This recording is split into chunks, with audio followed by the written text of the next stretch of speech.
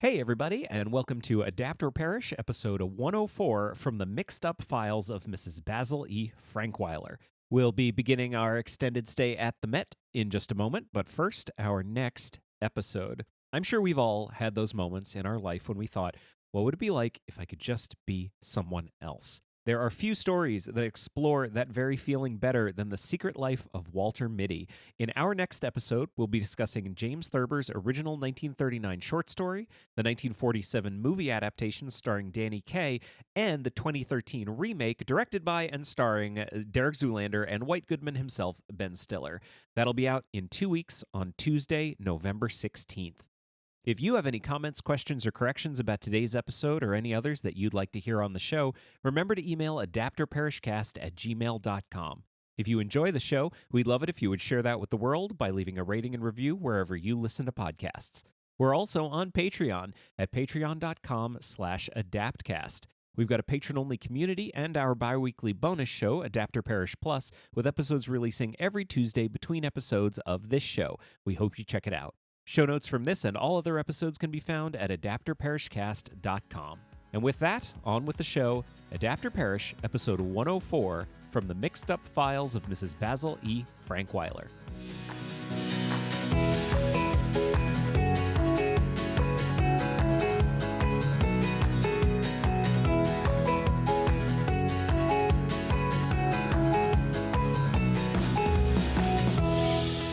Hello and welcome to Adapt or Perish, a podcast about adaptation. I'm Jeremy Latour. I'm Ari Lipshaw, and we've had a bit of a week. We have a bit of a week. What are we talking about? We're here with you, talking about the Mixed Up Files of Mrs. Basil E. Frankweiler. From the Mixed Up Files of Mrs. Basil E. Frankweiler. Okay, we talked before about we can't do this. Yeah, we can't do this. No. We can't do a show it's too much. about this book and then constantly refer to it. Like the content is not too much. The content is totally fine. It was a delight. The book delighted me, and I can't wait to talk about it. But this title, I refuse to say the entire thing. I will say it but once. From the Mixed Up Files of Mrs. Basil E. Frankweiler. There it is. Henceforth, I believe I shall be calling it From the Mixed Up Files. Okay. That's what I'm sticking with. I'm just going to call it The Files. The Files? The Files. Yeah. We're just going to do our couple minutes of banter. I really feel like you have something you want to get out. we just had a rough week. We just had a rough couple days. We just had some stuff going on, some stuff that was private and personal. We're fine. But we also had, Do they call this vague casting? Yeah, but we also had some annoying stuff. Like our kid was sick on Friday and he had a negative COVID test, so we thought he was fine to go back to school on Monday, but they actually have to review the COVID test in some way. This is all a good thing. Which is a good thing. This keeps the children safe. It keeps the children safe, but we just were in this sort of weird limbo as to there was we were told the window was between 30 minutes and 24 hours when he would be cleared to return to school. I don't even think Comcast gives a window like that. And we would get an email in any time in that window, and we're allowed to bring him over to the school whenever. So it's not like there's a cutoff, and after that we can't bring him anymore. So anyway, we were just on pins and needles for most of Monday morning. Finally at about 11, we got an email that said we could bring him back to school, and I said, Take him to the school. Mm-hmm. But he did get to play with his grandma for a couple hours. Which was nice. So you could work, which was nice. And then on Monday morning, I was biting into a piece of cold pizza for my breakfast, which, as everyone knows, is the finest of all breakfasts. Is a piece of cold Detroit-style, just cheese pizza. But it's Detroit style. But it was a corner piece, so it was cold, so it was pretty crunchy. Mm-hmm. And I chipped a tooth. Chipped a tooth on pizza. Who does that? I mean, Ari Lipshaw does that. Yeah, I've chipped teeth. You chipped your teeth. You chipped your tooth on everything. I've chipped my tooth on.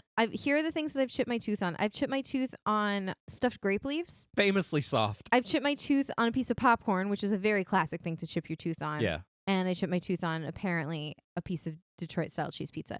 So I did have to go to the dentist on Tuesday for this. It was a very, very tiny chip, but I just wanted to make sure it hadn't completely shaken up the structural integrity, because that tooth has had some work done to it, which is probably why it was a little bit weak in the first place.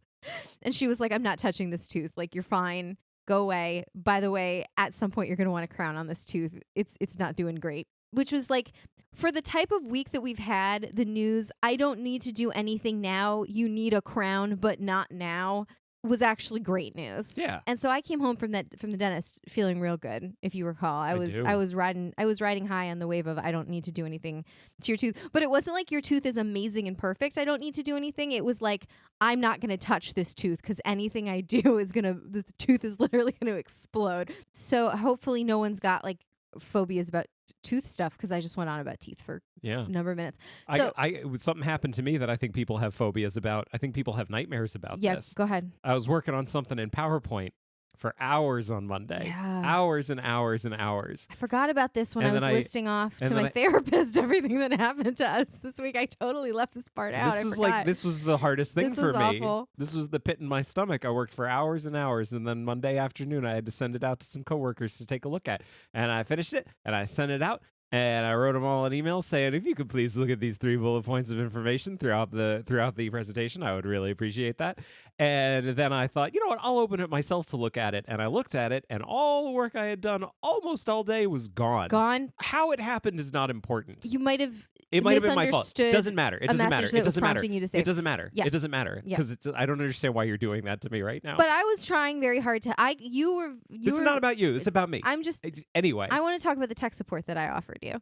I mean, we were unable to recover We were anything. able to recover. And then so I spent all of my Tuesday redoing all the work I did on Monday. So it's been a week. It has been a week. Do you want to talk about from the mixed up files? You wanted to do this. This is one of those ones that I think we can put in the category of Ari's been wanting to do this one since the very beginning. I'm just having some kind of catharsis right now because I'm crying. To transition into talking about the book, much like one Claudia Kincaid, we began the week as one type of person and were changed by events and things that befell us and ended the week different. That's from the book. You did the thing. I did the thing. I've read this book. Whew. If I've read this book once, I've read it 100 times. Answer the question that I posed before. How long have you been wanting to do this for the show? Oh, I've been wanting to do it a long time. And to be quite transparent, this was supposed to be a different episode, and we kind of realized that we did not have time to do that episode the justice that it had more stuff than we could watch in the time that we had available to us. So it got pushed back 2 weeks, and then actually I'm a little worried it's going to get pushed back again. Yeah, it might. We'll get to it. So we won't say what it is in this moment. Well, if you heard the intro, I guess you'll know what it ends up being. Anyway, I'm actually so curious to know what I said in the intro. So anyway, I looked at our backlog, and it hadn't been pressing on my mind, but when I saw this one sitting there, I was like, oh, I know what we got to do. And I think the only reason we hadn't done it is because we weren't sure. There's 2 film versions, and we kind of weren't sure if either of them were available, but we did manage to find both of them in perfectly legal ways. Well, one of them was on YouTube. I mean, I guess if it's on YouTube and no one's ever taken it down, clearly no one cares. Here's the thing: it's not illegal for us to watch it. Yeah. Maybe it was illegal for someone to post it. Yes. But it's YouTube. But it's not illegal for us to go on YouTube. No. So there. And then the other one was on Tubi, which, I think maybe this is the first time I've ever watched anything on Tubi. I don't think I'd ever watched anything on Tubi because there were straight up commercials. It was awful. I hate commercials. Yeah, they so weren't much. good commercials. They were it. Commercials for McDonald's toys and stuff. It was weird. Happy Meal toys look like garbage now. Yeah, they didn't look good at all. All right. Why don't we start with you? What was your experience with this book prior to now? Nothing. You never read it? No, I'd heard of it. That's so hard. You never read it as a kid? No, That's never so once. weird. It was such a popular book. I appreciate that. I never saw Jaws until a number of years ago. That's fair enough, yeah. No, it's just one of those ones. Here's the thing I really enjoy about doing this. The title is goddamn nonsense. Yeah. Is nonsense. And it's nonsense. It's not nonsense in the fact that it doesn't make sense in the context of the book. It makes sense in the context of the book. What I'm saying is, if you told someone, oh, here's this book from the mixed up files of, well, I said I wouldn't say the entire thing, but someone says the whole time, no one would have any idea what the fuck this book was about. Sure. The title tells you nothing. Well, I mean, you could say the same for Jaws. I think it's fairly evocative. I mean, Jaws with a big picture of a shark, yes, but just the word Jaws, you don't know. I'm just saying, I had no idea what to expect because the title tells you nothing. Yes. And kind of on purpose, because they could very easily, E.L. Konigsberg could very easily have written more of these. Yeah. There could have been more stories also from Mrs. Frankweiler's mixed up files. There could have been. But there weren't. There's just this one. Were you familiar with the trope? Did you have when you started to read it, were you like, oh yeah, this is in the culture now, I understand references to kids hiding out at a museum? I mean, yeah, It's the Royal Tenenbaums. Okay. Like okay. So this was something I was actually annoyed by because this is something that's come up on the show before where we've said like who would we see in adapting something. We read a book, it forms a picture in our mind, and then we watch a movie that's made of it, and it's like it just didn't match what we wanted, and we think what's a vision, what's a tone that we would have wanted for this. Yeah. And someone we've both brought up on the show before is Wes Anderson. It feels like 9 times out of 10 we're like, if only this was Wes Anderson. Right. The thing about it I'll tell you why I think that is in a second, but you go ahead. Well, I think the reason for me is that what he does is very detail oriented and very specific. Yes. But also I think the other thing too is I feel like we often watch things that take themselves very seriously when that's not the tone of the book. And so we're like, what if Wes Anderson, who doesn't seem to take himself very seriously in the telling of his stories, what if he had followed that tone of the book? I felt that way about like Howard's End. Yeah, no, it was the Forster. Forsters, I all the forgot Forsters. what it was, but I want Wes Anderson to do Forster. I just feel like that is a match made in heaven, but it has not happened. Has not, and probably will not. So I am sensitive to the fact that I don't want to sound like a broken record, and I don't want to sound like a person who thinks Wes Anderson is the only filmmaker working. Like, that is not how I feel. However, I'm going to say it again. I kind of envisioned this as a Wes Anderson movie the entire time because it's specifically referenced in a Wes Anderson movie. At the beginning of the Royal Tenenbaums, everyone's seen the Royal Tenenbaums. If you haven't seen the Royal Tenenbaums, it's about these 3 kids. And at the beginning, you get a little flashback to when they're little kids. And they have this dad who's a shithead named Royal Tenenbaum. It's played by Gene Hackman. It's a fine film. It's a fine fucking film. It's very fine. I love it so much. And you are hearing it's Alec Baldwin. You're hearing Alec Baldwin narrate all of these things that happened in these kids' lives, and they led very interesting lives when they were children, but then when they were adults, they were kind of fucked up. He's telling you all of these things, and one of the things he tells you is that Margot, the daughter, and Richie, well, I actually have it in front of me right now. She and her brother Richie ran away from home one winter and camped out in the African wing of the public archives, which is, a made-up thing. And we see these 2 kids getting off their school bus. They're in front of the museum, and one of their little friends says, "Hey, you said I could run away too." And Margot says, "No, I didn't, and don't tell anybody you saw us." And what we are told by the narrator is that they survived on, I think, saltines and root beer. I may be getting that a little bit wrong. And we see them sleeping in a museum and hiding from one of the janitors there. The entire thing is 15 seconds, 20 seconds, something like that. But it's very evocative. Yeah. And I've seen it many, many times. And so starting to read this book, I was like, oh, okay, I see where this came from. And it's one of those things where, like, it can't be a coincidence. No, it's definitely not. It is 100% inspired by the book. Yes. The problem is, once I realized, this is about kids hiding away, now it's Wes Anderson in my head. Yeah. So the entire movie was a Wes Anderson movie in my head while I was reading it, which is like unfortunate because I couldn't experience the book as its own thing. But now I'm just frustrated that it's not a Wes Anderson movie. It's okay. Maybe you should go ahead and read the back of the book. Okay. And then I will, in our usual fashion, launch into the more full description of the plot. I think that sounds great. From the Mixed Up Files of Mrs. Basil E. Frankweiler. Well, this book was published in 1967. It was written by E.L. Konigsberg. It won the Newbery Medal for Excellence in America's Children's Literature in 1968. When suburban Claudia Kincaid decides to run away, she knows she doesn't just want to run from somewhere. She wants to run to somewhere, to a place that is comfortable, beautiful, and preferably elegant. She chooses the Metropolitan Museum of Art in New York City. Knowing her younger brother Jamie has money and thus can help her with a serious cash flow problem, she invites him along. Once settled into the museum, Claudia and Jamie find themselves caught up in the mystery of an angel statue that the museum purchased at auction for a bargain price of $225. The statue is possibly an early work of the Renaissance master Michelangelo and therefore worth millions. Is it? Or isn't it? Claudia is determined to find out. Her quest leads her to Mrs. Basil E. Frankweiler, the remarkable old woman who sold the statue, and to some equally remarkable discoveries about herself. That's a real good back of the book. It's pretty good. It's real thorough. It's pretty good. I mean, I will say, like, one of the things that I definitely remember appealing to me as a kid, I love a book with no antagonist. Like, I love a book without a villain. 100%. And especially love, like, a very detail-oriented book without a villain.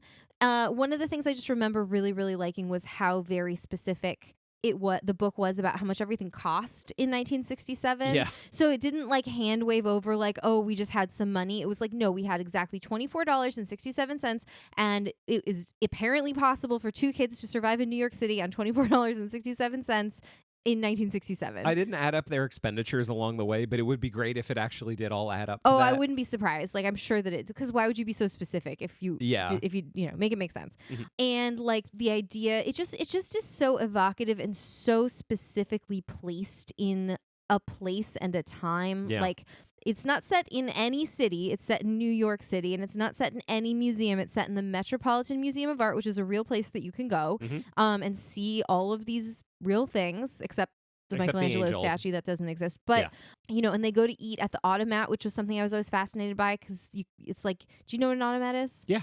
You like put the money in the slot and the hot food comes out. Yeah, I've seen movies. Yeah. Like I was always fascinated by that because Mhm. they didn't have that anymore by the time I was, a kid. When you think of an automat, is there like a movie or something that it pops up for you from? Yeah, I think in Guys and Dolls, I think they go to the automat Oh, yeah, at one yeah. point. That's what I think of. For me, it's Dark City. Okay, fair Mhm. enough. I don't know what that is. You watched it with me. Did I? Yeah. Okay. Well, I don't remember the automat scene. There's a scene in an automat. All right, fair enough. Move along. Like, let's start at the very beginning. Very good place to start. Picture, if you will, a person that might empathize with this book and feel seen by this book. Picture, if you will. When you say start at the very start, are you saying start at the very start of your childhood, or No, are you saying start no. at the very start of this book? No, I'm saying start at the very start of this book. Picture, if you will, a young girl living in the suburbs with multiple younger brothers, who feels put upon and dreams of a better world, and is also like self-sufficient, like very confident in her own ability. Yeah. Like that's one of the things I really like about Claudia is she both understands that she is a child and understands that she is more capable than an ordinary child. Mhm. But she's not a genius. And I think at least one, if not both of the movies we watched, I think made the mistake in tipping her over into being like an acknowledged genius. Yeah. And I don't think that's the point of Claudia. I think the point of Claudia is she's just very self-possessed. She doesn't get rattled too easily, and she's a really good planner. That's the other thing about Claudia is like, I'm going to make a plan and we're going to stick to the plan. And if we stick to the plan, nothing's going to go wrong, which proves to be true. Like, it's not like the moral of the story ends up being like, well, there are just some things in life you can't plan for. It's like, no, she did her plan. They did a plan, and the plan worked really well. And part of her plan was she wasn't going to go back until she was ready to go back. And she didn't go back until she was ready to go back. So anyway, Claudia has to empty the trash cans. She has to do the laundry. She feels like her mother doesn't make her younger brothers do chores in the same way that she has to. And just as she has a sense of injustice about the world, which again, I also, as a child, felt there was some injustice. It's just in the world in general. I just want you're looking at me as if to say something. I have nothing to add. Yeah. Like, I feel like it is, it does what it says on the tin. Yeah. This is a book that appeals to young Ari Lipshaw. Yeah. And then, so she just has this plan to run away. She knows that she can't just like run out the door one day. And that's the thing I like about her too. She's like, no, I got a plan. I got to prepare for this. I got to save up money. I need to go somewhere comfortable. I need to go somewhere comfortable. I'm not going to be outside. I can't be outside. I'm not trying to be like cold. I'm going to be comfortable. I just wonder what came first, your desire to never be outside or this book? The desire to never be outside. Yeah. I mean, I've always been allergic to the trees. That's true. You are allergic to the outside. To the all of it. To the all of it. To the grass and to the trees. And so she makes this plan. She saves her money like all summer. She saves her allowance. Like the months and months go into this plan. And she also decides that she needs to take somebody with her. So she ropes in her brother, Jamie, her younger brother, who she thinks has the right kind of sense of adventure. And she also thinks he has a lot of money. Can I jump in for a second? Yes. I feel like something that might make this take a really long time are the specifics of their plan. Because their plan is wide-ranging. Yeah. And there's a lot that goes into it. The plan to get there, and the plan to stay in the museum, and the plan to eat, and the plan to get out. I feel like if you go through all of the minutiae of the plan, this is going to end up taking 2 hours. Yeah, so we won't go through But I know how our show works, so I would love for you to go through the minutiae of their plan. I mean, suffice to say, she has a meticulous plan. And they hide on the bus in a particular way, and they pack their instrument cases full of clothes, and they have this train pass, and they take the train into the city. And one of the things that I really love, again, the book is so anchored in a time and a place. And one of the things that E.L. Königsberg, and one of the things that the author spends a lot of time on is how easy it is to be anonymous in a city, and how easy it is to be lost in a city. And even the sight of 2 kids out of school on a school day is not astounding to anyone in New York City, because there's all kinds of reasons that 2 kids would be walking around with instrument cases in the middle of the day, and also no one cares because it's New York City. There's literally a thing in this book that, like, you have said to me a million times and I read it and went, oh, this is the thing you said. You got it from this book. And I was like, no, I didn't. It's just a true statement. Would you like to paraphrase it? Yeah, I mean, basically what I have said to Jeremy many times as one of the reasons that I disliked living in New York City is that anything you think you want to do, 2 million people have already decided they want to do that thing and have gotten there first. Literally anything. There's words to that effect, like in this book as anything well. you want to do, 2,000 people also want to do it, and 1,000 of them are in line. Yeah, something words to that effect. Mm-hmm. So this is true. And so they get to New York on the train. There's first. So the conflict between the two children, and it's not a major conflict, but it's an interesting one, is that this book has no major conflict. This book has no major conflict. Other than the fact that they ran away from home and their family's frantic. Frantic. Is like one of the reasons that Claudia has brought Jamie is that she knows he can like rein her in when it comes to money. Like she has a tendency to want to be extravagant, and she's like she has sort of a flair for the romantic that again I think gets hit in the wrong way in the movie versions that we watched, but we'll come to that. Yeah. And she's like, we're gonna go to the museum, we're gonna hide in the museum, I have this plan, and also by the way I want to go in a taxi. And Jamie's like, no, we are walking. She's like, okay, I will compromise and take the bus. He's like, no, we're walking. We have $24 to our names. It is like not a lot of money. So they walk to the museum. Again, elaborate plan. We're going to walk in. We're going to say this to the guard. It's free to get in, so no one's going to notice us. We're going to check our bags. We're going to come back to them later. Like we're going to be seen leaving the museum at the end of the day, and then we're going to sneak back in and we're going to get our bags and we're going to sleep in this particular bed, and we'll just be really, really careful not to touch anything valuable, which I think is probably the shakiest part of their plan. Even in 1967, I have to think they had some kind of alarm system. It was about kids. I don't know. Yeah. I feel like in 1967, they maybe didn't. Yeah, maybe they didn't. Like would they have had a motion detector? Probably not. I want to say no. I mean, listen, I also don't know. I also don't know. You know, like they do the thing where they like climb over the rope. I guess the thing that I actually think is 100% blows everything up out of realism is this like medieval bed that they end up sleeping in. That bed would not have had like nice sheets and freshly laundered pillows and like a comforter that you could like felt comfortable. It would have been gross, and there'd probably be like dead mice in it. There'd have been dead something. mice in it, and probably the sheets are like they don't make the bed. It's probably just like stapled down, you know, like on some kind of display. Who cares? You know, it doesn't matter. Who cares? And the funny thing is, you read the book, you don't quibble with this at all because it's so exquisitely detailed, and the author is very sure of herself, and Claudia is very sure of herself, and you just kind of believe them and go along with it. I will say, both of these movies had me quibbling with logistics in a way that I think was because I was a little bit bored with the film. Yeah, I mean, I guess the museum security, again, like, is a reason, or you would have to explain it in a really roundabout way, but you could never really modernize this movie. No, I mean, it wouldn't. I mean, certainly not in 2021. Yeah. Like, I mean, you and I have had the experience of going to a museum, and all I did Don't was... rope me into this. I didn't do it. I just pointed a little too enthusiastically about something, and my arm definitely, like, accidentally crossed whatever invisible barrier there was, and I set off an alarm, and a guard was there immediately. I was gone. Yeah. I did not know you. And I apologized, and he thanked me because he said his day had been very boring and it gave him something to do, which I thought was pretty funny. And then we all laughed at the funny joke together, which is exactly the thing someone would do if they were casing the joint before robbing the place. And then we robbed the museum. We robbed the Isabella Stewart Gardner Museum. It was us. This made me think, I would love, you're hearing this and you either know what the Isabella Stewart Gardner Museum is or you don't. If you don't know what Look it is. Look it up. It's insane. My God, it's my favorite museum in the world. I love it so much. I'm talking about the true crime aspect of it. Oh, no, but that's the icing on the cake. Yeah. It is an amazing museum, and it has a story that goes along with it. You're telling me there's a bonus story? Yeah. The Isabella Stewart Gardner Museum is a museum in Boston. It's affiliated with the MFA. Mm-hmm. It's right next to the Museum of Fine Arts, and it is basically a giant house that this lady owned. It's basically Mrs. Frankweiler's house. I know. This book made me think of it so much, but it's full. She made a museum, and it's set up the way she wanted it to be set up. It's not set up in any way that you would ever set up a museum, and it's incredible, and it's just a beautiful museum. It's a fantastic place to go. If you've never been and you find yourself in the Boston area and there's not a pandemic,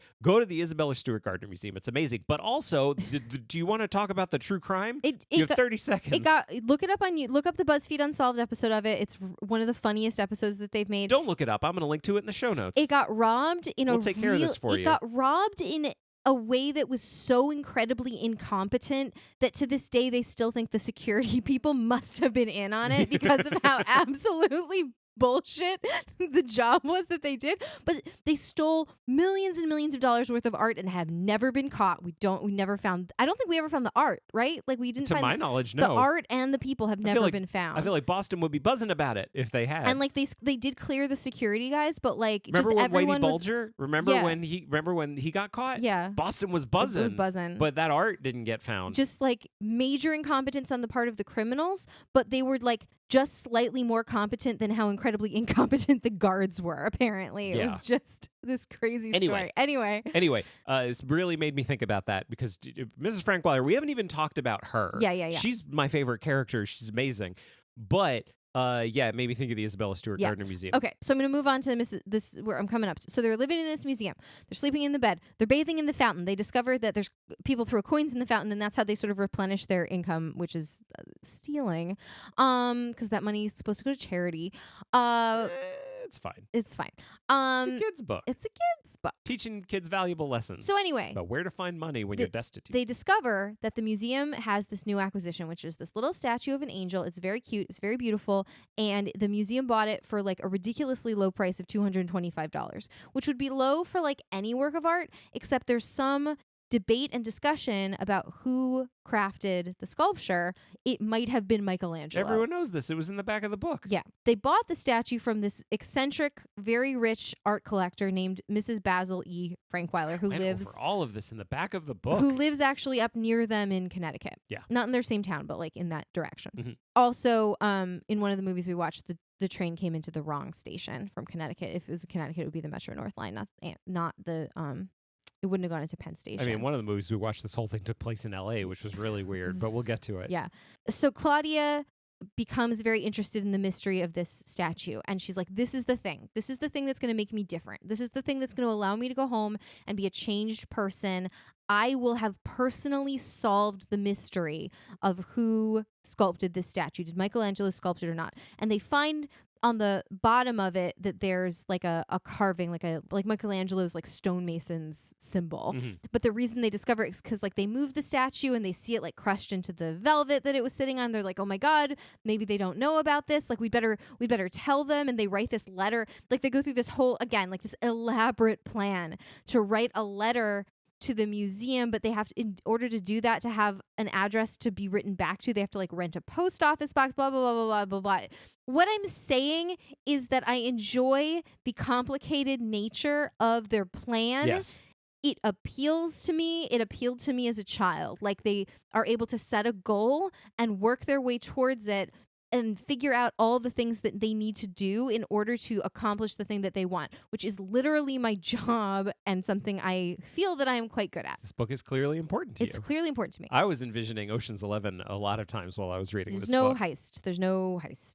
It's a knowledge heist. So anyway, it's a glory heist. They get this lovely letter because they're in the letter they write. They're like, we're art collectors, and they're clearly children. So this is actually one of my favorite parts of the book. Can I talk about this Sure, for a second? Of course. The reason this is one of my favorite parts is because this goes back to the thing you were talking about how she's really precocious, but she's still a kid. Yeah. And she has this idea that she is going to tell them something they don't know and solve the mystery. And they write her back this really nice letter. And of course, they're like, yeah, no, we know about that. Of course we know about it. We bought the statue. They're super nice about it. But they do say, we know about the signature on the bottom. It doesn't necessarily mean that it was Michelangelo for these reasons, blah, blah, blah, blah, blah, blah, blah.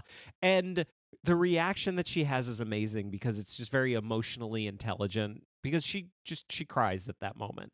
And it's one of those things that everyone has happened to them at some point in their childhood, which is the world is not as simple as you think it is. Mm-hmm. And you kind of do a little bit of growing up.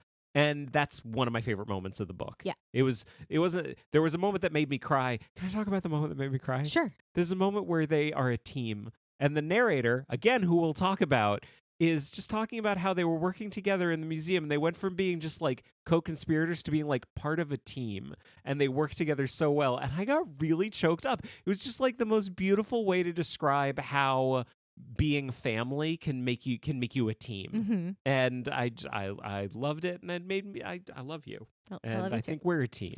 We are a team, and we've talked about this, that like I feel like sometimes the things that we squabble or disagree over are the things that ultimately aren't that important. Yeah. And then whenever anything, Like the fact that you said you wanted to spend 20 minutes on the book, and we are wow. But what I'm saying is whenever anything serious happens, I feel like we're pretty much instantly aligned. Yeah, Like yeah, we're yeah, like, yeah, yeah, yeah. okay, we're together on. We gotta when it's us against the world. When it's when it's us against each other, it's usually over nothing. Yeah. But when anything major happens, it's like, okay, we're gonna do this. How are we gonna figure this out? Go, go, go. Okay. They decide that this is endgame now. The museum has sort of offered up all the clues that it has, and they're like, our clothes are dirty and we want to take a hot bath, and like we're not eating great and we're running out of money. This is a bad plan might be because we time- are children. It might be time to go. And Claudia's like, I know it's time to go, but like I just have to figure this out. So instead of going straight home, they are like, okay, well this eccentric woman sold the statue to the museum. Let's go find her and see if she can tell us about it. See what she knows. And so they find Mrs. Basil E. Frankweiler, and that is where she enters the story. But of course, she's been in the story all along because she is actually the narrator. We begin the story with her saying, "Saxonburg, I'm writing a letter to you about this thing that happened to these children and to me." And we don't really know who she is, and we don't know who Saxonburg is. Mm-hmm. And one of the like nice and charming things about the book, the way the book is written, is she has these little asides to Saxonburg all the time. Like when she's talking about the fountain, she's like, "Well, I'm gonna have to describe this fountain to you because God knows you've never seen it. Like you've never taken me to lunch in that restaurant, and I've always asked you to, and I'm gonna get you there one day by God." But she also she doesn't keep everything a mystery. Yeah. Like she talks about he's her lawyer. Yeah, well, he's her lawyer. So when it talks about the angel, Yeah. she's like, yeah, I sold the angel. Like she's not keeping that from the Yeah, audience. no. Yeah. The thing that I'm just gonna spoil this a little bit. The thing that spoil the whole thing. The thing that we find out sort of closer to the end is that Saxonburg is actually the children's grandfather. Which so she actually knows missed. their family. So that's how she when they show up at her door, like she knows who they are because Saxonburg is like her really good friend and lawyer, and he's been frantic because he's frantically missing his grandchildren. Yeah. And she even says like, when I called you on the phone to tell you that they were here, like you sure didn't sound much like a lawyer then, like because clearly he was, having emotions or whatever. Okay, so they show up at her door. She just has this amazing house, and Claudia, who loves like luxurious things and beautiful things, is just overawed by it. And she goes and takes a bath in the black marble tub because of course she does. And they have lunch, and she says, "Can you tell us the story of this statue?" And Mrs. Frankweiler is like, "No, like why don't you tell me where you've been?" And she's like, and Claudia is like, "No, I can't tell you that because that's the only thing I have that's mine." Is the amazing secret of where we've been. Yeah. Where could we possibly have found out about this statue? So Mrs. Frankweiler takes them into her mixed up files. She has a whole room, and she calls it her lab, and it looks like a lab, and she does her research there. And at one point, she describes herself as sitting there wearing her usual white lab coat. This is, as you pointed out, this woman's a character. Yeah. You read the Kindle version, right? Did yours have the illustrations? Yeah. Like that illustration of this very, very old woman in her white lab coat, like great. sitting amongst her files. I always think of that. So she basically says, like, you have an hour to find the proof. By the way, my files are really weird and only make sense to me. If you can find the proof of whether or not Michelangelo carved the statue within an hour, I'll take you home, or whatever it is. Well, no, it's if you can't find it, you'll never find out, and you're going home. But if you do find it, then you'll find out. So they do find it. There's a clue. You've solved my files puzzle. Yeah. It doesn't matter. It does not matter. But they do find it. They find that what Mrs. Frankweiler has in her possession is a letter that Michelangelo wrote, signed by Michelangelo, and on the back is his sketch of the angel. And they say, if I'm being cynical, does not prove. Well, she even says that in the book. Yeah. Because Claudia says, "Why don't you show this to the museum?" And she says, because they'd be arguing about it for years. They'd have some scholars come in and say that it was, some scholars come in and say that it wasn't. Some would say that it did prove it, some would say that it didn't. And I just like to have a secret of my own because I know it was I know in my heart it was him, and I'm really old and I don't really care what anyone else thinks. By the way, I'm going to leave you this letter in my will so you can have it after I die. Claudia's heart melts at this, and she's very happy, and she does end up telling her the story, but says, "Can you keep this a secret?" And she says, "Yes, I will," but she writes it all down. My assumption, and I didn't really think of this until this minute, is that she never sends the letter to Saxonburg. She just puts it in her file. Because it's from her mixed up files. Because it's from her mixed up files. Yeah. And that's like, she's... he's her lawyer, he's so her when lawyer, she so when dies, she dies, he's clearly going to go through and read everything. Exactly. I didn't really think about that until this moment. But, and they say, like, we don't have a grandmother, so we're going to come visit you, and you can be like our adopted grandmother. And then they go home to their family, and they all live, presumably, happy ever after.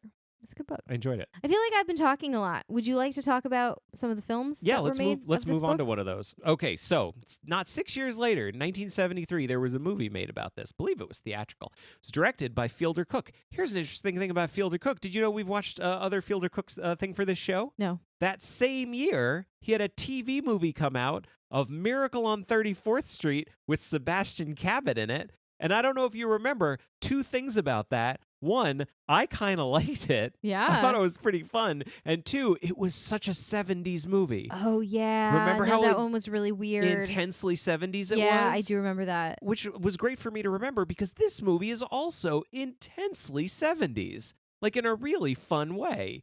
Anyway, there's a number of people in this movie. I mean, most famously, Sally Prager as Claudia Kincaid, Johnny Doran as Jamie Kincaid, and Ingrid Bergman as Mrs. Frankweiler. Ingrid Bergman? Ingrid Bergman. That's probably how you say it in Swedish. Probably. Actually, most famously, Madeline Kahn was in this in a bit part. Ingrid Bergman's in this movie. Yeah. But we'll get to her in a second. Looking great despite a bad wig. Yeah. So she's a very beautiful person. She's very beautiful. Very, very beautiful. Famously beautiful. This is a weird movie. Where do we start with this movie? Because this was a weird movie. Can I just say, I want to say a thing. Say a thing. Before we talk about this one in detail and before we get to 1995, there was one thing that struck me like equally for both. Neither of them did it for me. Yeah. That being said, they were the kind of movie where I was never like offended through them. And if anyone told me, oh no, I love that one because I grew up on it, I would completely understand. Yeah. It would make perfect sense to me. They're super different, but they're kind of fun and unique in their own way. And I would totally understand if someone said that they love them. But they did not do it for me. No, and I thought I didn't like this one, and then I saw the second one, and it made me like this one more. Yeah. So, for what it's worth. I assumed that I had seen this one because I was thinking like I must have seen it in school maybe, but like nothing really rang a bell, which surprised me because I thought there would be something that I would be like, yes, oh my God, I remember this because this has happened to me before. Yeah. But it didn't, which I don't know. It was weird. I thought I had seen it, but I guess I hadn't. Remember we did Stuart Little and I was like, there's that film strip. I know I watched it in school and then none of it rang a bell. And then I remember that it was actually the mouse on the motorcycle that I was thinking of. I remember that. Yeah. It's pretty funny. Yeah. So this one, like, I feel like for some reason, like we might end up talking about the 2 movies together more than we really want to, because one thing that didn't really work for me in either one was Claudia. Like I just didn't think they got her right in either one, and I think it might be a tough tightrope to tread to try to write her correctly and cast her correctly. Let me throw this out there. Okay. You tell me what you think about this. I think both versions got Jamie. Yeah. Like got him, because I think he's a pretty easy character to get. Yeah. He's a really precocious, funny kid who loves money and is very detail oriented. And he's a younger brother. It's easy to do a younger brother. Like, I think both versions got him.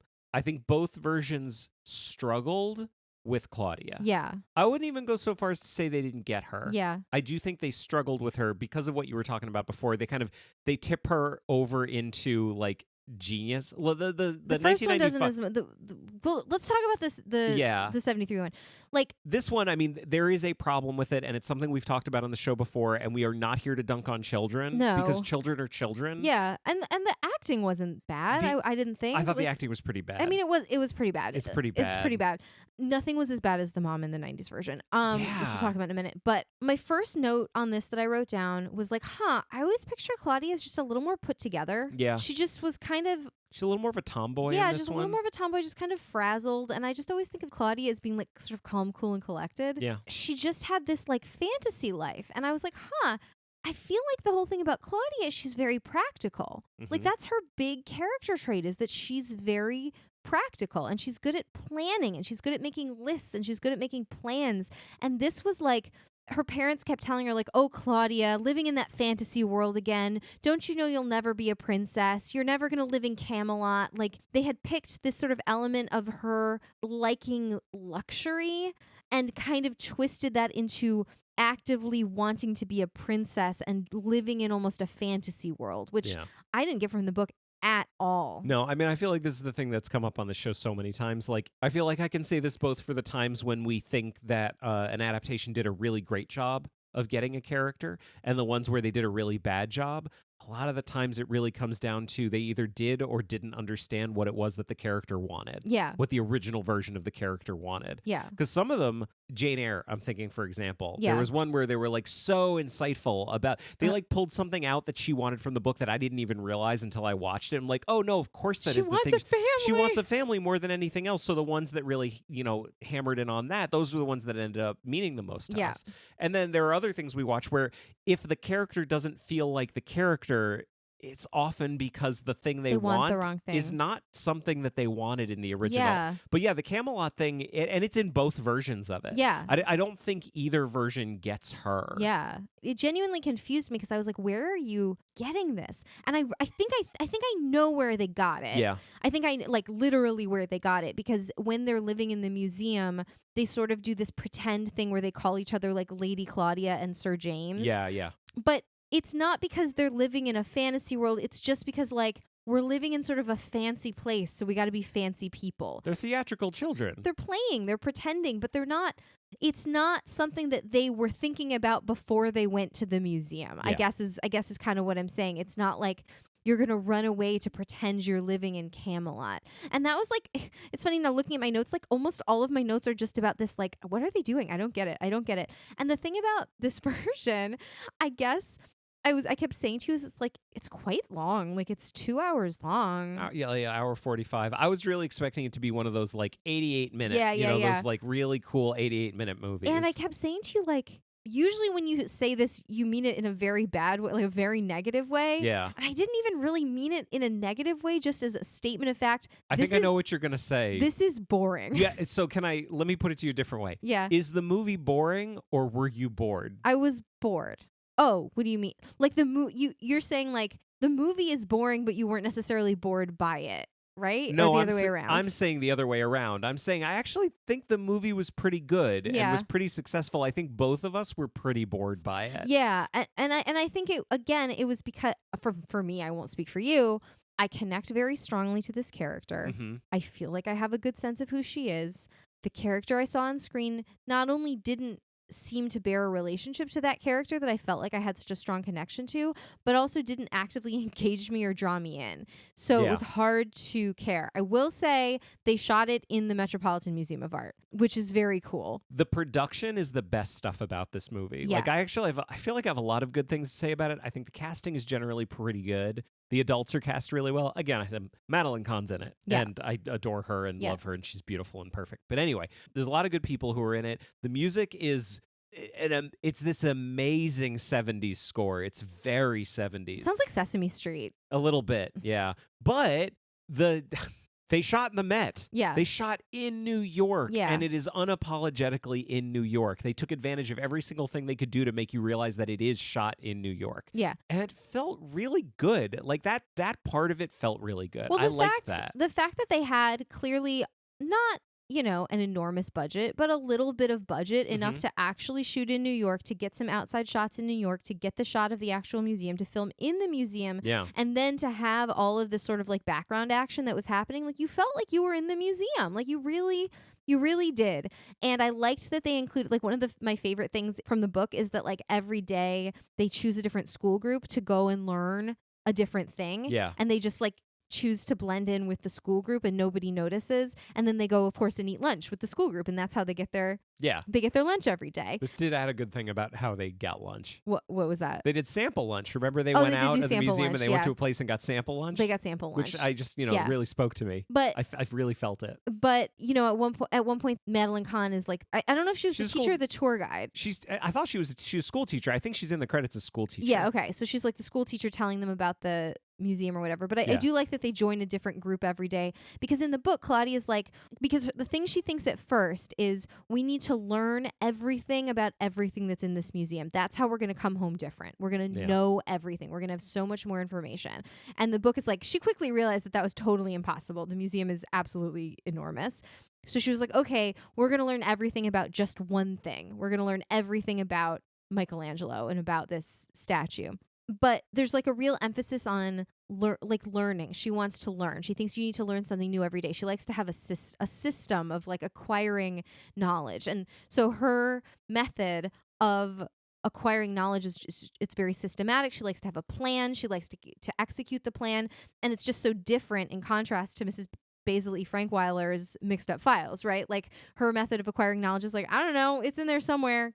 You know, I don't have a system. Yeah. It's fine. It's okay to do that. Well, she has a system. She knows exactly where everything is. She knows she where just it has is, no interest in other people knowing where it is. That's right. Yeah. One thing I did like is they simplified the logistics a little bit, and probably in good ways. Like they sort of simplified the situation of how they got the pass to get on the train. Yeah. Like, they didn't need to go into the details of like, well, you know, it's 10 rides, but it only has 9 punches because the 10th time you give it to the conductor. So someone who didn't know might think it was used up, but it's not used up because the 10th, there's still 1 ride on it, but you have to give it to the conductor and the conductor keeps it. Like that's a lot of information. We could just have them find one that had a punch. It had a punch on it. Just say it had a punch left on it. Yeah. Like that's fine. That's fine to do.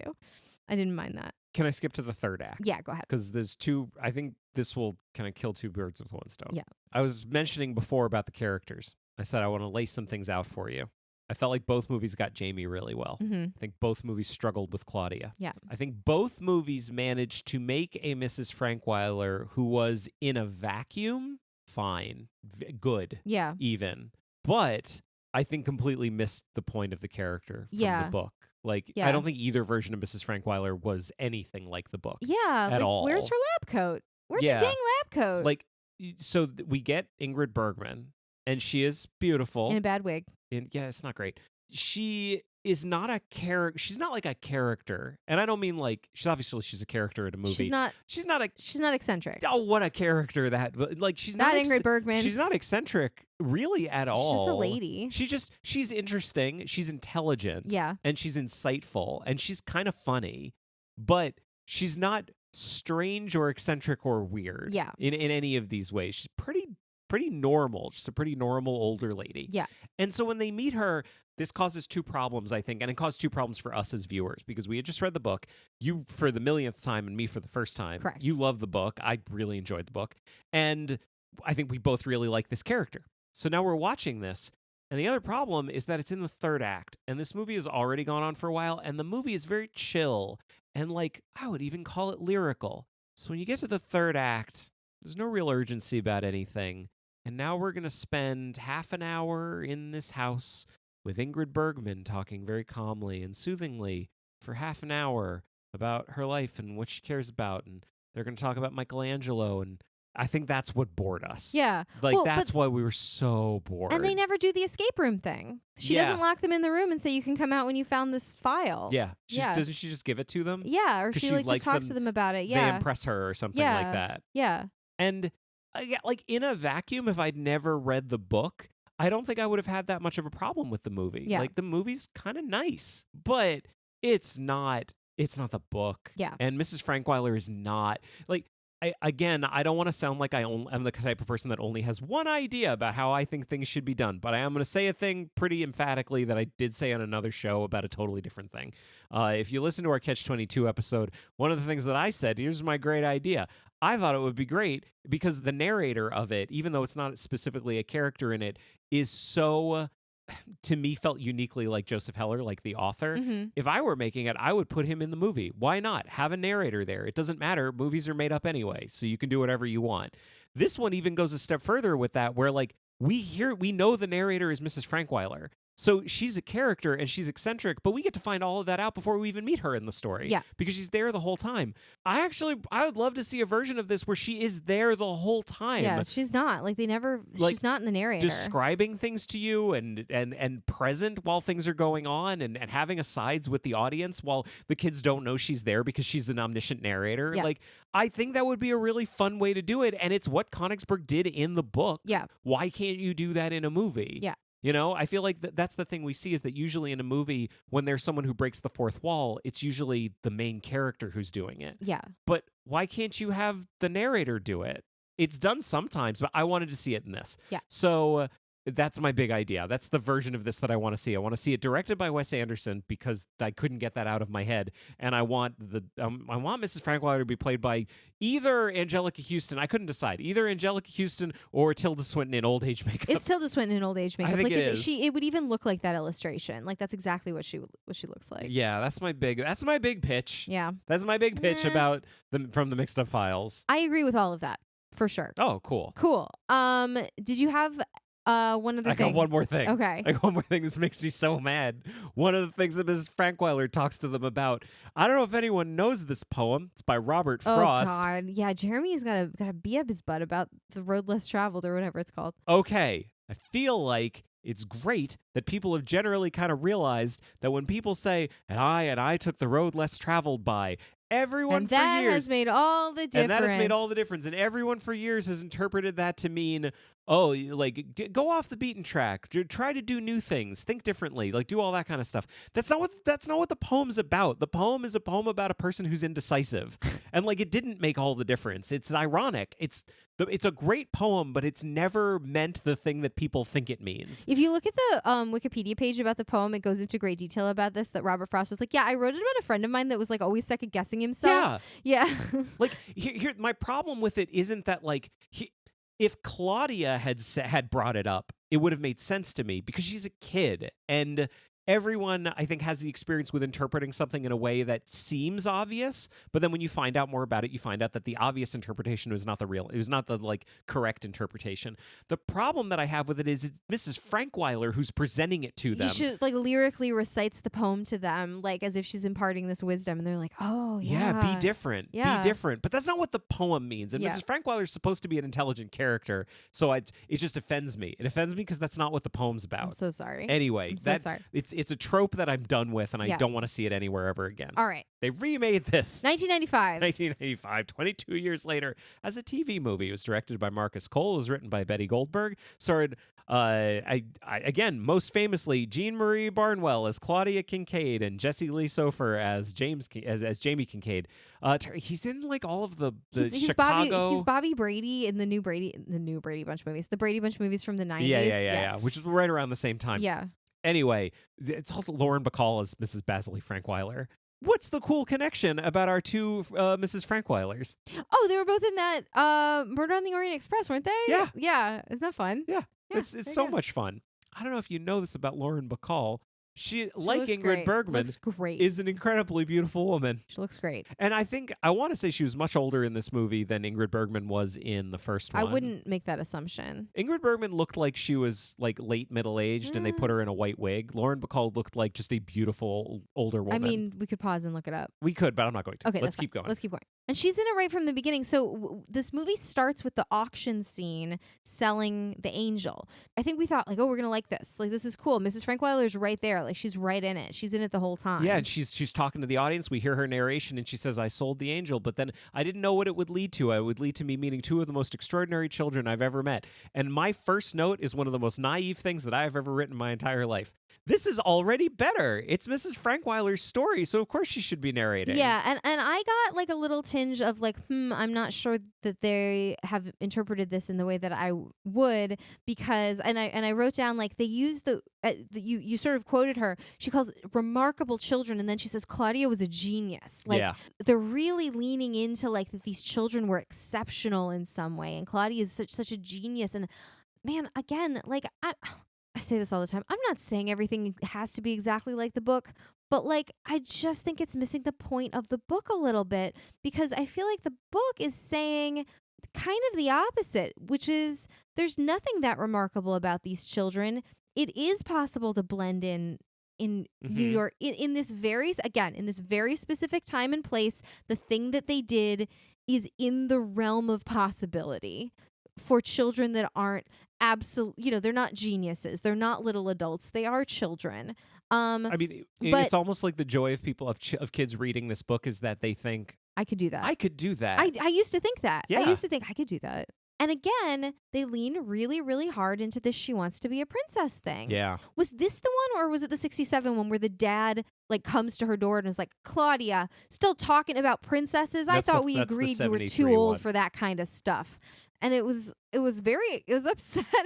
Because the dad in this one didn't talk like that. The dad in this one, yeah, that's right. It was the other dad. So, but I will say he did say that in the 70s one, and I didn't like it.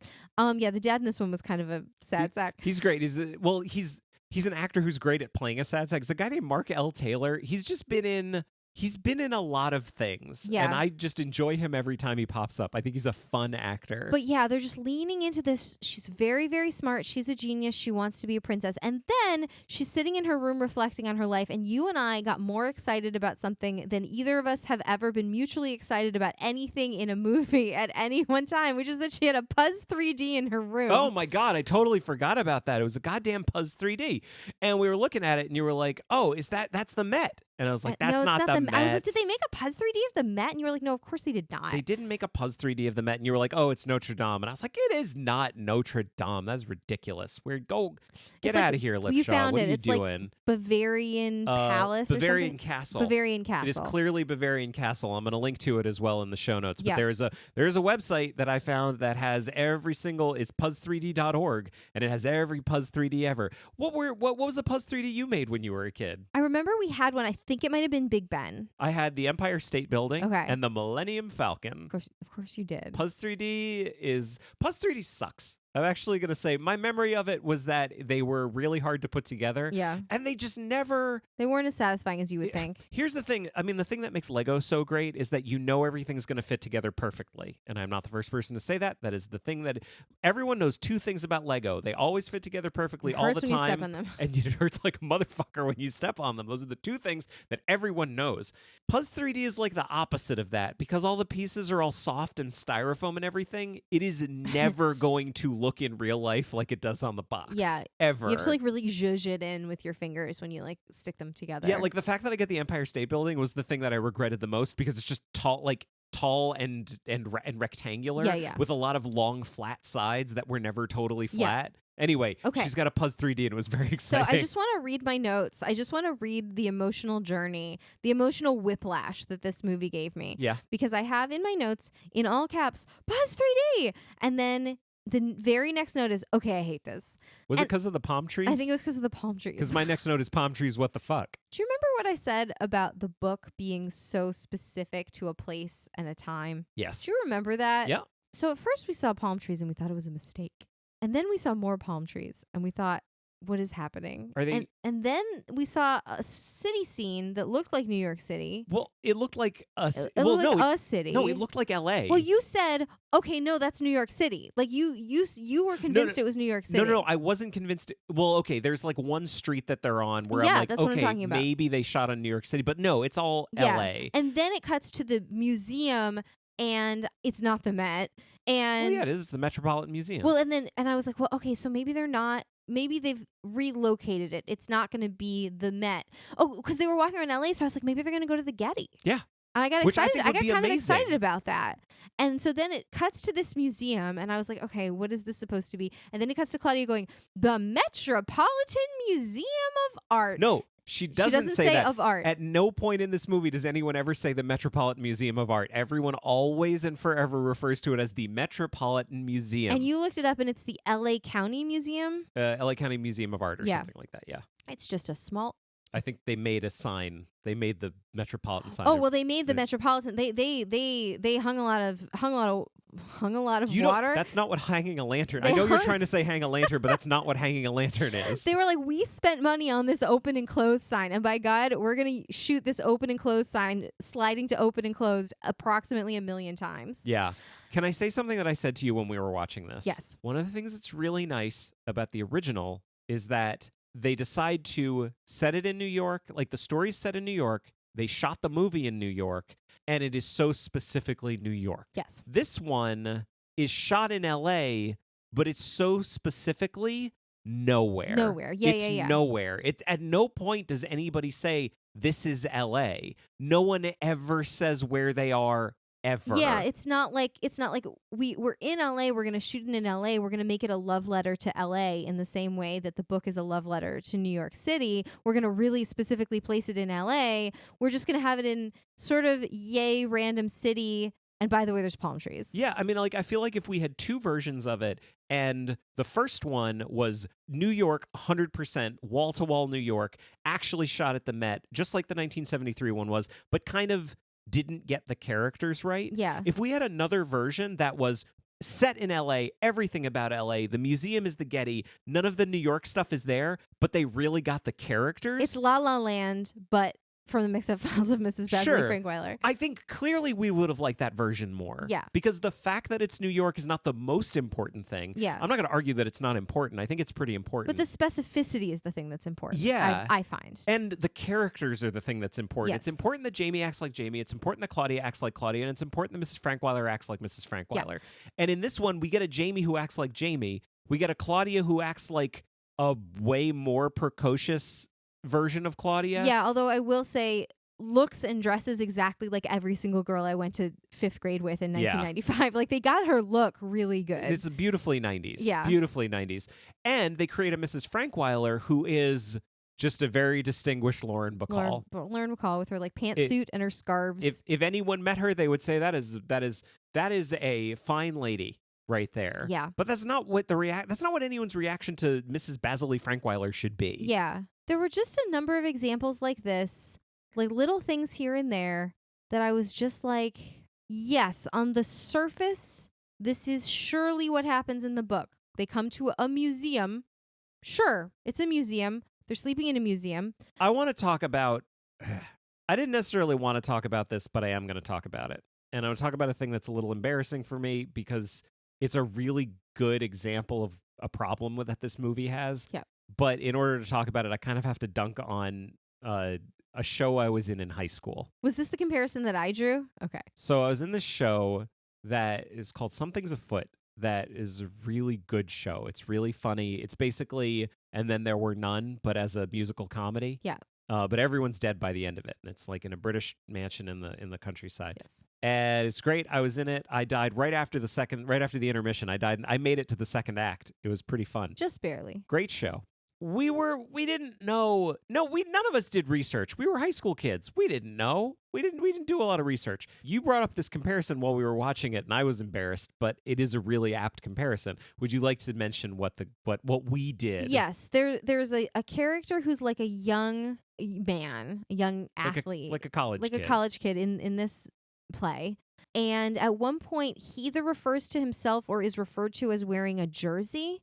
Well, in British English, especially like old-fashioned British English, a jersey is like a sweater. It's like a pullover sweater. It's a kind of sweater. Which I know now. Which you know now, but no one at your high school who was working on this production knew that. So they had him in a basketball jersey. Yeah. Which is kind of sweet. That's the thing. They just didn't quite understand, and they were doing their best, but they just didn't quite understand. Right. And I feel like that's the thing about sometimes we compare things to like community theater. Yeah. But I feel like this is a thing that's more of like a high school theater Yeah. thing where you do your best and you've got a thing on stage that whether you know it or not is wrong. Yeah. It's wrong. It is not the right thing. You should have done better. You should have gotten something better.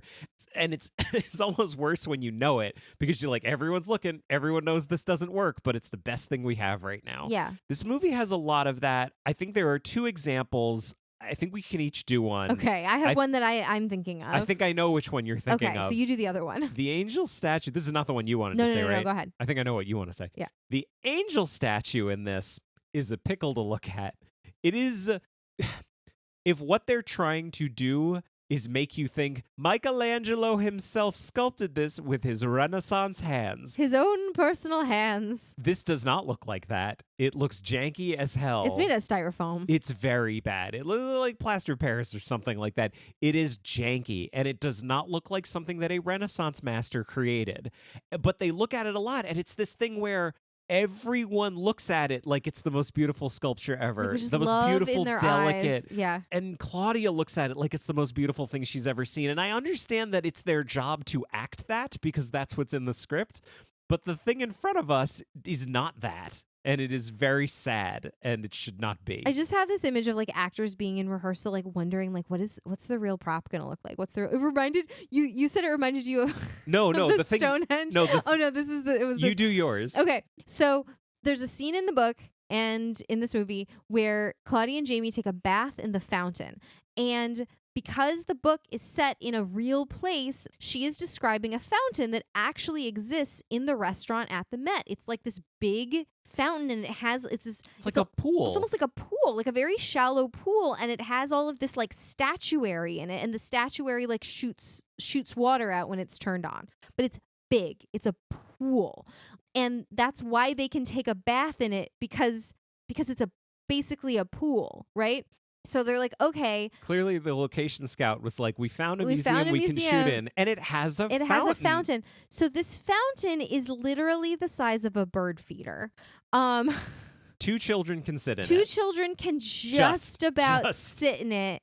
And it's funny because they don't really bathe themselves, and they both like, because it's, you know, a children's movie and I don't expect them to strip down, but like they both have their full shirts on, but like apparently no bottoms, but that's all of them. They that did fits have bottoms. They have their shorts. They had shorts on. So this like they're not Donald Duck in it. So that's like, but it's like all of them that fits in it is they can just sort of barely sit cross-legged in this tiny, tiny, tiny fountain. It's embarrassing. Like if the only option they had was that fountain, they should have not done it. They should have just written it out of the movie. They should have just not done that part of the story. And it was like, what's this? What are these bumpy things? Oh, they're coins. We're making all this money. And then they're like splashing each other, but they're splashing literally all the water out of the fountain because, again, I cannot emphasize to you how tiny this fountain was. So what it reminded me of was in the movie This Is Spinal Tap. There's a famous scene. Angelica Houston again there you go. Is involved. Bring it back to her. Famous scene where they do their song Stonehenge, and they have a commissioned a prop to be made of a giant henge. And biggest henge in the world. Yeah. The problem was, this famous joke that I'm going to explain why it's funny, which will make it funnier. Instead of writing 18 with 1 hash, which would be feet, they write it with 2 hashes, which is inches. So instead, they have an 18-inch Stonehenge come down. It's very tiny. Which is very tiny, and there's this fantastic line, which I'm hoping I'm getting exactly right, which is, it wasn't successful. Everyone was laughing because we had a Stonehenge on the stage that was in danger of being crushed by a dwarf. Because they had a little person dancing around it. Yeah. It's a wonderful comedy scene, very funny. I love it. That's what this made me think of. Yes. Like, this is embarrassing. It should never have been. Yeah. And just like the tap, they should have just said, you know what? We're just not gonna have it. We just won't have the Stonehenge on stage because nothing would be better than a 3-foot tall Stonehenge. Because they could have changed it so that they just sort of wandered by and were like, look, there's money in the fountain. We'll pull money out of the fountain. Like, they didn't have to take a bath in it if the prop was not sufficient for a bath. Oh, this was the other thing like that I was like, you could just change the tiniest thing to make it make sense. And they didn't. What was that? There's a line that Claudia has that is from the book where she says, we need to go on this specific day of the week because we take our music lessons and we can stash our instruments at home. And she says, this is the line from this movie. She says, our instrument cases are the best place to put our clean clothes. And that line maybe made sense in 1967, but in the 1995 version, the children are both wearing backpacks. They're wearing 1995 backpacks, which were huge backpacks. Huge backpacks. Just say, we need the extra space for anything that won't fit in our backpacks. That's all you have to say. That's all you have to say. You don't have to change it. You don't even have to change the intention of the line, and you can keep them with their instrument cases. Which superficially is the thing that people know. Yeah, but Right. That's all I'm saying. Incidentally, There's not a single nit on this show that we have ever been beneath picking. yeah. Don't feel bad about this. I feel like you're hedging a little bit. This matters. I want to get into Jamie's weird sickness in a second, but Yeah. they do a scene where Jamie sees the press conference that his parents give. He like accidentally sees it on TV. It's the most convenient television program that has ever happened because he only has time to see two things. One of which is a story about how the angel was sold to the museum by a Mrs. Basil E. Frankweiler, and then it immediately cuts to a press conference of their parents imploring them to come home. And I don't know. I think anyone that is into true crime in any kind of a way has seen our biggest exposure to missing children press conferences tends to be in retrospect when the parents did it and someone is pointing out all the suspicious things that the parents are doing in the press conference. I'm sorry to get a little dark, Well, but I mean, but I don't know, because like the parents are not suspicious at all. the parents aren't suspicious at all, but you look at it and so in this it's an older brother, it's like a teenage brother. It's like the Reese of Malcolm in the Middle. Yeah. And he's like lurking over his mom's shoulder, just like staring in the other direction, like with this fixed stare. He killed those kids. And we both turned to each other and we were like, I think the older brother killed those kids. No, don't rope me into this. I didn't think that. You thought that. You said, no, if this was real. Like, I said if this was true crime, the older brother clearly did it. And then there was some other like and then really I couldn't unsee it. Then you couldn't unsee it. And then there was some other like really suspicious thing that he did, like there was a phone call. Like it doesn't matter. It doesn't matter. Okay. And then this thing goes completely off the dang rails. It goes completely off the rails up to a point. It's sticking with the original story. I'm not going to say pretty well, but it's like trying to hit the same beats as the original story. It's like the second half of the second act is all bonkers and different. It's bonkers and bananas. And one part of it, and I will admit, perhaps we were not paying as much attention as we could have been, because at one point they're like sort of outside in the museum's garden and they're having this sort of deep conversation about whether or not they should go home, and Claudia's talking about, well, we could do this and we could do that, and I'm worried about this and I'm not worried about that, and at one point she says, yeah, and I am really worried about you getting sick. And I was like, did he say he was sick? Is he sick? Were we introduced to this before? And I think there must have been something about him telling her he wasn't feeling well, but like I wasn't sure if like did he have food poisoning? No, he just got sick. He just got sick. He was just sick. Yeah. And so then he does get sick, but there's all these scenes that he's sort of getting progressively more sick. Like she's trying to do the thing where she's like going in disguise to talk to the museum curator like about the statue, and she puts on a hat, so clearly she's a different person. And which is how that works. She finishes this conversation and he's like, "Oh, I don't feel so good, Mr. Stark." And then he's in bed and he's like really sick, and she's like mopping his brow, and I'm like, what is happening? And so then she goes and visits the angel, and I think what we're meant to understand is she sort of prays to the angel to say like, he's really sick, he says he's okay, but he's all sweaty. And I was like, the word sweaty is a weird word in the context of a prayer. A little bit. Like it just struck me as very strange. I mean, we don't pray to angels. We don't pray to much. angels, but like it fell strangely on my ear. And then she goes back and she's like mopping his brow and he's sleeping, and she's like, all right, we're going home. Like, this is too much for me. Like, you're sick. I can't take care of you. And then he dies. Then he wakes up the next morning. He's like, hey, I feel better. And she's like, I think your fever broke. Like, this is amazing. And she doesn't say it, but I think we're meant to understand that like the angel answered her prayer so that they can continue living at the museum, or at least in her mind. In her mind, yeah. The angel answered her prayer so they can continue living at the museum for multiple days, because nothing is really said again about him being sick. Like, he just had this sickness that she was like convinced they would have to go home, but then they didn't. It was weird. And then the parents see them on TV by accident, and they come down to the museum and they run away and they go to see Mrs. Frankweiler. There's the whole thing that's added where it's like a chase. There's a chase in the museum and they're raising the stakes, where like the reason why I feel it doesn't work is because the worst thing that could possibly happen is they go home. Yeah. Like they're not going to get in trouble. No, nothing's going to happen. Their parents are frantic and they miss them. And yeah, they'll probably get in some trouble, but like they're gonna be fine. Yeah, like at one point, Jamie's like, "Well, we gotta do this because I'm not trying to go to jail today." Like, you're not gonna go to jail. Yeah, they're not that. You're like, missing children. You can't make them very smart and then have them think that they're gonna go to jail. Yeah, you're not gonna go to jail. Like in the book, they're never like, if they find us, we'll go to jail. It's just not a question. Yeah, because the tone of the book doesn't require it. Yeah, but this needs to create Anyway, they get out of the museum, and then we get to our third act, and they go see Mrs. Frankweiler up in the Hollywood Hills. In Nielsen Heights, which is not a thing. I looked it up. If you Yeah. Google Nielsen Heights, all you get is how tall is Bridget Nielsen. Yeah. There's one really funny thing that happens that we went back and watched multiple times because it's genuinely great. Not accidentally great, but genuinely when great. she delivers that line, it's There's really a funny. line. They're trying to get a cab driver to rush to get them there, and just the way she says, so "We funny. have a relative there dying," and I'm not doing it justice. Just the way she does this line is comedy gold. This might have been a side in the audition, Yeah. and she got the role because how funny she was in this line. Because she's not funny at any other time in the movie. Not this But way. she says this in the funniest way, like she has the greatest comic timing. She says it in such a funny way. This kid actor did such a good job with this one little line. I feel like the thing I hear in multiple movies is that, like, I mean, it's generally not cool to do line readings. If you're a director, it's generally not cool to like give your actors line readings. Would Yeah. you agree with that? That's As someone correct. who No, has that is- directed that things? is correct. You should not. But I feel like a lot of times there is some directors that I like who are like, for this one line, I gave a line reading. Yeah, you know, was like, I've done that occasionally in the past, and I always say like, you usually get like I one. don't want to give you a line reading. I'm gonna give you a line reading because you're not quite getting it. Yeah. Can you just say it like this, please? But if you never give them, you can do it once. you can do it once. Right?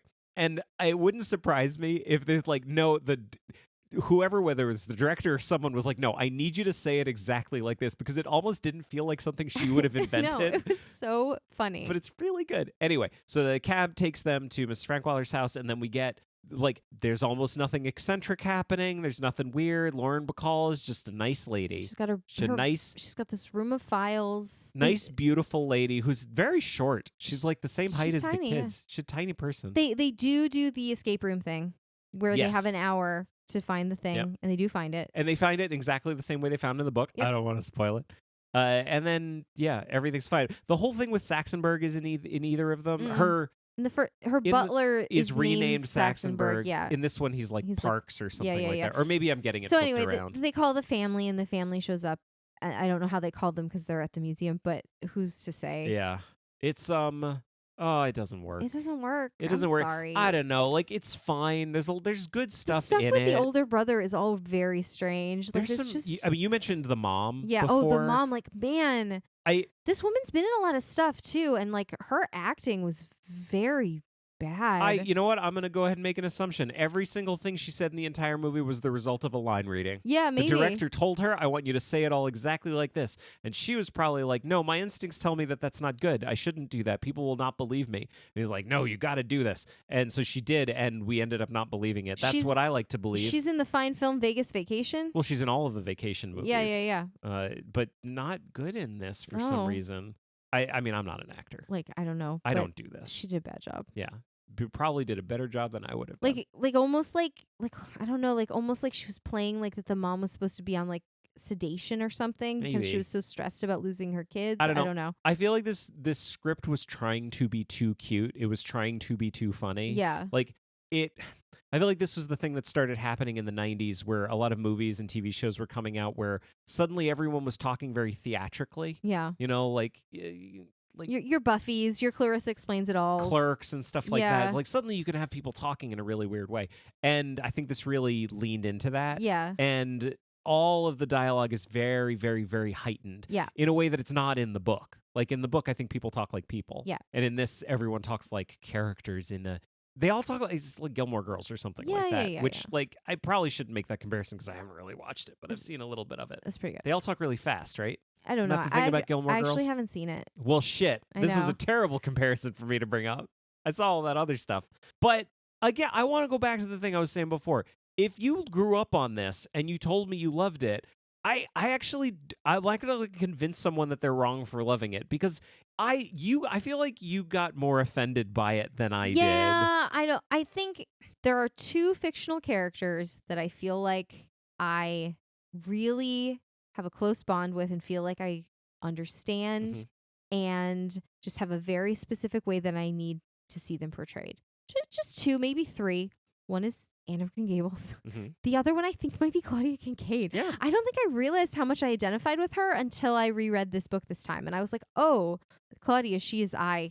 she's me. Yeah, the other one might be Matilda. Yeah. Yeah. I mean, for me, I'm trying to think about it, and like the only one I can think of. Who do you think my character is that I feel like has been gotten wrong almost all the time? Maybe once was gotten well, and its character's been done many times. Superman. Yeah, I mean I that's got like it immediately. yeah, you got it immediately. You didn't even need to think about it. Yeah. Like everyone, I think has these characters that like you love, and they're never done the right way. Yeah, they're never done the right way, and maybe they're not done in a bad way. But it's not so much about whether it's good or bad, it's whether it's right or wrong. Yes. And Claudia's wrong in these movies. Yeah. Yeah. And I'm sorry to say. Mrs. I'm sorry to be a Frankweiler, bummer. Mrs. Frankweiler is wrong in these movies. And then where are you? Like these movies are so character like that's the thing. The book is so character driven. Nothing happens. They go to a museum, they have some adventures, they learn about a statue and they go home. Yeah. Like their adventures are they go to an automat. Yeah, like, they go to an automat, they read a newspaper, they send a letter. They send a letter. Like they don't do anything. They get a P.O. box. They get a P.O. box. They steal a newspaper. You know, like this is not. It's character driven. Yeah, it's character driven. So. Yeah. But I think we should go into our quadrant section with an open heart. With an open heart, because I think that neither of these movies was offensive, and I think we should be very honest about their success and their care. Okay. Let's go back to 1973 for a second. Do you think they cared about the source material? I really do. Yeah. I agree with that. Do you think it was successful? No. I'm going to say no. I think it was. Okay. I think it was. It wasn't what I wanted to see, but I think it was successful. Okay. So I guess it's on the line I think if we it must disagree. be on the line, I guess. 1995, do you think they cared about the source material? I do not. I do don't not think so. No, I do not think so. Yeah. Was it successful? No, I do not think so. I also do not think I'm so. Terribly sorry. I look at that first note. This is already better. Like, ooh. I should have just sat on that for a minute before I wrote it down. You were. Man, it was but I really enjoyed the book. It was good. The book is really, really fun, and I'm glad you had me read it, as has happened many times on this show. Thank you for making me read a kid's book that I never read when I was myself a kid. We're going to do the Westing game next time. Well, this has been Adapt or Perish. If you'd like to find us online, we're on Facebook, Twitter, and Instagram at AdaptCast. You can join our groups on Facebook and Goodreads, and you can also find and follow me on Letterboxd. If you have anything to say that's longer than a tweet, you can always send an email to adaptorperishcast@gmail.com. If you'd like to support the show, there are 3 great ways you can do it. First, tell a friend. Second, a rating and review on your podcast platform of choice would be greatly appreciated. Third, we are on Patreon. This show will always be free, but if you become a patron, you can get access to Adapt or Perish Plus, our bonus show that releases every other week between episodes of this show, and our patron-only Slack community. It's been a lot of fun, and all the details are at patreon.com/adaptcast. You solved my mixed up files puzzle. I was wondering what you were going to say. It's not the most quotable book in the world. I'm doing my best over here. You're doing a great job. Bye.